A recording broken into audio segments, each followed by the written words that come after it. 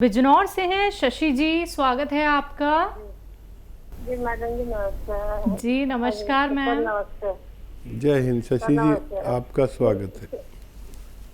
Sir ये पूछना था, मैंने पहले भी आपसे पूछा था बेटी के लिए, तो 8 साल की है, 9 में चल रही है लगी है, तो सर वो खांसते हुए ऐसे करती है वो, और वैसे खांसती नहीं, आज कुछ खांसती है, खाने का टाइम पर ज्यादा करती सर, ऐसा करती, खाने के टाइम पर ज्यादा होता है। ठीक है ठीक है।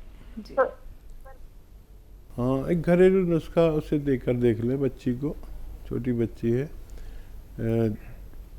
ये जो मेथी का दाना तो आप जानते ही, मेथी साबुत जो होती है, इसको पाउडर बना लें और 1 चुटकी या 2 चुटकी मेथी का पाउडर 1 गिलास पानी में उबालें और उसमें 1 चुटकी या आधा चुटकी खाने का सोडा मिला करते हैं, तो इसको मिक्स करके गर्म पानी में, और बच्ची से कहें इसे चाय की तरह पी ले, थोड़ा गर्म हो जो उसको पी सके, रोज़ाना 1 बार पिला दिया करें।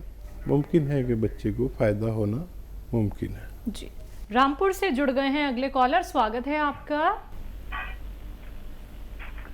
हाँ नमस्कार जी। जी नमस्कार सर, आपका नाम क्या है? सुरेंद्र कुमार। जी आपका सवाल। मेरी मिसेस को एक्चुअली में सूखी खारिश आ रही बहुत ज्यादा है। सूखी खारिश, रात खुजली, को स्वागत है आपका। रात को भी नींद नहीं आती है। खुजली खुजली कह रहे हैं ना? हाँ खारिश। हाँ, खुजली। जी। अच्छा देखिए, ये जो अलसी आती है ना, अलसी तो सभी जानते हैं, यूपी वाले चाहे रामपुर के हों चाहे बुलंदशहर के हों, अलसी तो सभी जानते हैं। अलसी खरीदें और उसे साफ़ कर लें, क्योंकि कंकर वंकर बहुत मिला देते हैं। 200-300 ग्राम अलसी ले लें, हल्का सा भूनकर पाउडर बना लें, ठीक है। अब आपको क्या करना है, काफ़ी ज़्यादा मर्ज़ है उनको, रोग ज़्यादा है। ये अलसी का पाउडर बना के रखें, हल्का सा भूनकर, ज़्यादा नहीं भूनना। और एक आता है नमक ज़ैतून, नमक ज़ैतून, ये असली नमक लें जो देखने में नमक जैसा होता है लेकिन नमकीन नहीं होता। 1 चुटकी नमक ज़ैतून और 1 चुटकी खाने का सोडा जो आपके किचन में मौजूद ही रहता है, ये 2 गिलास पानी में मिला के मिक्स कर लें और आधा चम्मच या 1 चम्मच अलसी खाएं, और ये पानी जो नमक ज़ैतून और ये खाने का सोडे का पानी है, ये 2 गिलास पिला दें। 1 बार पिलाना काफ़ी होता है, किसी किसी को 2 बार भी लगता है, बस 1 बार दिया करें, आपकी पत्नी को फ़ायदा होना मुमकिन है। जी दिल्ली से नेहा जी जुड़ गई हैं। जी मैम, स्वागत है आपका। दीदी हकीम जी, मेरे दांतों में जरा मसूड़ों में खून वगैरह आता है काफी दिन से। अच्छा ठीक है, कितनी उम्र है आपकी? वही 25 उम्र है जी। हाँ अच्छा, देखिए ज़्यादातर जिनको इस तरह का रोग होता है उनमें पायरिया कहलाता है और उनमें खून की कमी होती है। तो एक तो मल्टीविटामिन्स रोज़ाना 1 ले लिया करें, एलोपैथी ही ले लिया करें, काफ़ी अच्छा होता है। और एक ये है कि जो खाने का सोडा है 1 चुटकी लें और अपनी हथेली पे रख लें, और ये राई का यानी सरसों का तेल है, 1 या 2 ड्रॉप इसमें ऐसे मिक्स करें और ऐसे अपने दांतों पर ऐसे रब करें, मालिश करते रहें हल्के हल्के ऐसे लेकर, और जो गंदगी आए तो वो आप जो लार आती है उसे ऐसे मुंह लटका के या थूक सकते हैं। ये रोज़ाना 1 बार रात को सोते समय किया करें, और याद रखें कि कुल्ला नहीं करना। आप थूक कितना भी दें लार को, लेकिन कुल्ला किए बगैर आप सो जाएं। ये आप कुछ दिन करेंगे तो आपको फ़ायदा होना मुमकिन है। जी महाराष्ट्र से हैं शाहीन, अगली कॉलर, स्वागत है आपका। नमस्कार मैम। जी नमस्कार। मैम हकीम साहब से बात करनी है। जी शाहीन, मैं हाजिर हूँ, बताइए क्या सवाल है। अस्सलाम वालेकुम। अस्सलाम वालेकुम हकीम साहब। वालेकुम सलाम। हकीम साहब, दरअसल मेरे 4 सवाल थे अपने अब्बू के लिए, हम्म। और मैं सवाल पूछने से पहले आपसे बताना चाहती हूँ कि मैं आपकी 2 दवाएं अपने अब्बू को दे रही हूँ। एक जो है तो नमक जैतून, और दूसरा है तो गौनसिया। जी, पहला सवाल मेरा ये है हकीम साहब कि जैसे मेरे अब्बू के किडनी में पथरी थी, तो आपने मुझे बताया था कि नमक जैतून और गुड़हल के पत्ते उन्हें निहार मुंह देना है, और उसके साथ 2 चुटकी नमक जैतून 1 गिलास पानी में, और उसके ऊपर और 2 गिलास पानी देना है। तो मैंने ये 12 से 13 दिन तक की ये खुराक उन्हें दी है। तो मैं आपसे ये जानना चाहती हूँ कि सबके जैसे अब हम कैसे पता करें कि उनकी जो किडनी की पथरी है वो बाहर आ गई है या किडनी में ही है?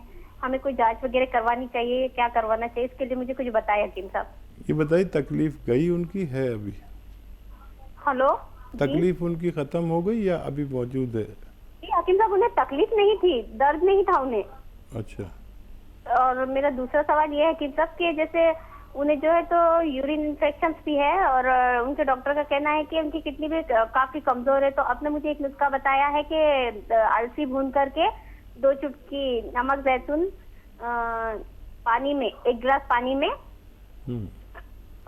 देना है। तो वो मैं उन्हें 1 महीने से दे रही हूँ हकीम साहब। तो मैं आपसे जानना चाहती हूँ कि मुझे ये नुस्खा उन्हें लगातार कितने दिन देना है, और साथ में ये भी कि जैसे उनकी ये परेशानी जो है किडनी, जो उनकी किडनी कमजोर है, और जैसे उन्हें यूरिन की परेशानी है, यूरिन इन्फेक्शन की, तो क्या ये परेशानी उनकी हमेशा के लिए वो रोग मुक्त हो सकते हैं? और ये जो नुस्खा मैं दे रही हूँ तो मुझे लगातार कितने दिन देना है?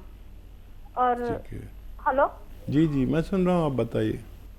हाँ, लगातार मुझे कितने दिन देना है ये नुस्खा हकीम साहब? और ये परेशानी से हमारे अब्बू के हमेशा के लिए रोग मुक्त हो सकते हैं क्या? और जैसे उनके डॉक्टर उन्हें गोली भी देते हैं एक, तो उन्होंने बहुत दवाएं खाई है हकीम साहब, तो अब वो गोली से परहेज कर रहे हैं। तो मैं आपसे जानना चाहती हूँ कि क्या वो गोली से भी मतलब उन्हें आगे लेने की जरूरत नहीं पड़ेगी, या उन्हें हमेशा लेना चाहिए? आप मुझे ये बताएं।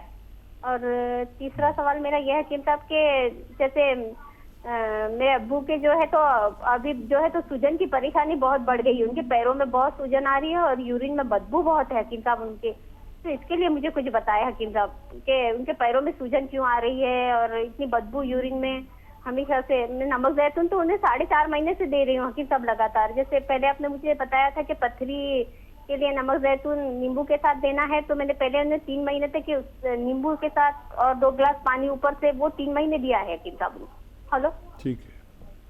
और चौथा सवाल मेरा हकीम साहब के जो है तो उनके पैर में और हाथ में दर्द है और कमर में, तो मैं उन्हें गौनसिया तो दे रही हूँ हकीम साहब, लेकिन जैसे अब उनकी गौनसिया की खुराक 10 से 15 दिन की रह गई है, लेकिन जो हाथ जो है उनका ऊपर नहीं उठ पाता है हकीम साहब, और कमर में भी थोड़ा दर्द है। तो मैं आपसे जानना चाहती हूँ हकीम साहब कि क्या अब मुझे गौनसिया अब भी और उन्हें देना चाहिए, या और ये जो समस्या है उनकी दर्द की, तो ये इस वजह से हकीम साहब कि उन्हें ब्रेन का अटैक आया था। तो अच्छा, कुछ फायदा है दर्द में उनको? हेलो, हाँ शाहीन, कुछ फायदा है दर्द में? फायदा लगता है? हाँ, दर्द में उनके इतना फायदा है हकीम साहब कि पहले से जो दर्द है वो कम है अभी, लेकिन पूरी तरीके से कम नहीं हुआ है।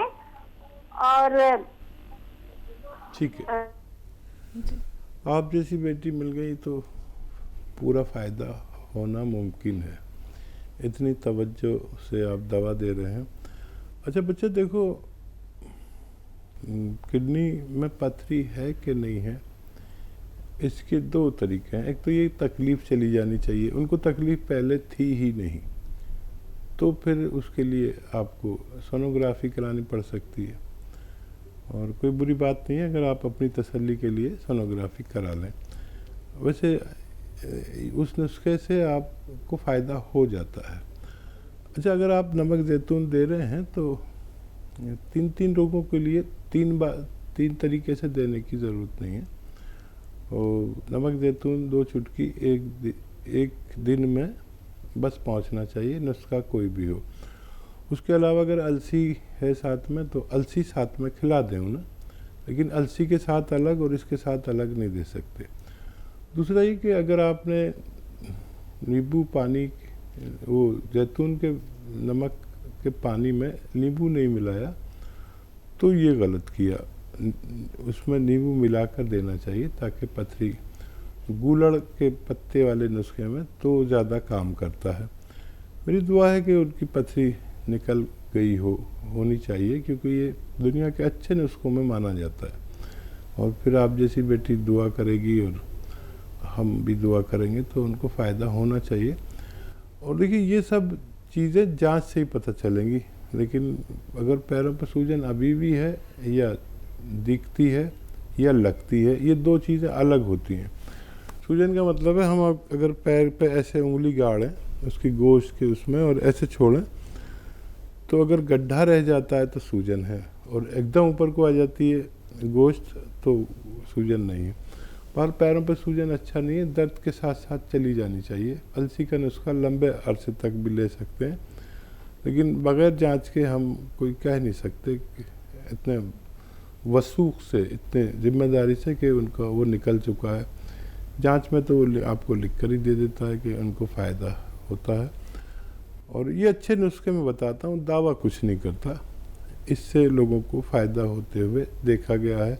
दुआ भी करूँगा, आप भी दुआ करें, नुस्खा देते रहें और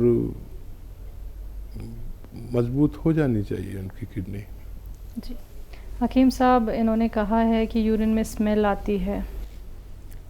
हाँ देखिए, कुछ पेशाब इनका रुक कर आता है और सड़ कर आता है, इन्फेक्शन है, इन्फेक्शन चला जाना चाहिए था अभी तक, क्या वजह है, क्यों नहीं जाता है।